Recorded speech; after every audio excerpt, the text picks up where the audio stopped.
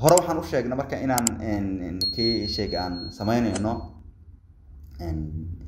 cudurradii qaybta dambe aan isugu geyn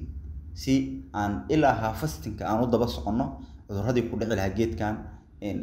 xaaladaha uu marayo cudurkiisu meeqa cudur ku dhacdo marka intaan cudurku isu keenno marka common pests and diseases cayayaanada soo weerara iyo baalkiisa marka category aan u sameynay waxa ku jiro marka intaan ka gaarnay ama intaan ugu muhiimsan oo geedkan hadaad kala dagaalanto aad wax fiican ka helayso waxa ku jiro waa inta ugu badan horta waxa ku dhaca waa fungal ama cudurka ku dhaca waa fungus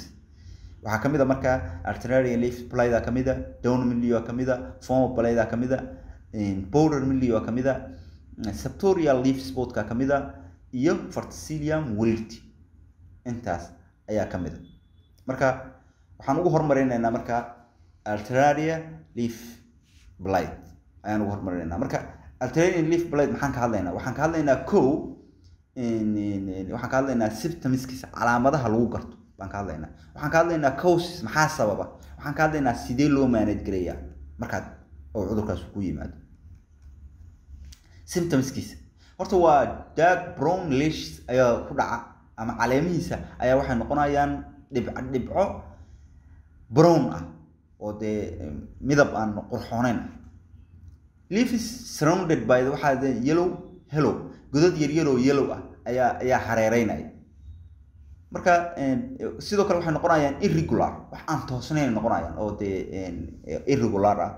shape-kooda saasay noqonayaan and cause the leaves to become blighted wuxuu noqonayaa caleentii inay noqoto mid blighted ah plant become waxay noqonayaan defoliated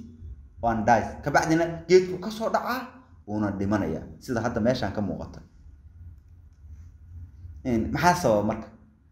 disease emerged waxa ku soo favorable hot weather xilliga wuxuu soo baxaa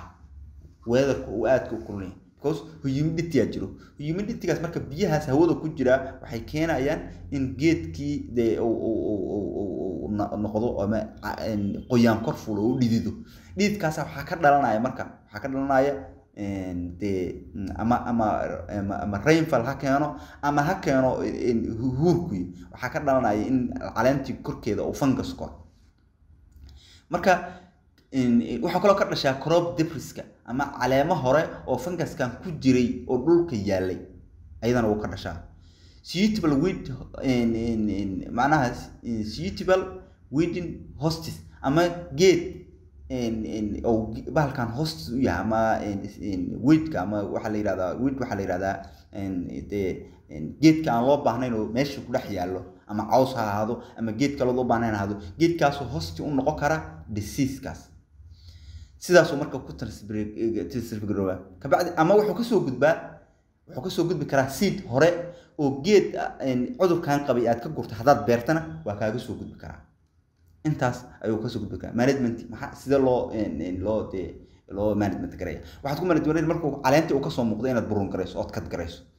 infect leaves-ki ama caleenta uu ka soo muuqday inaad iska jirto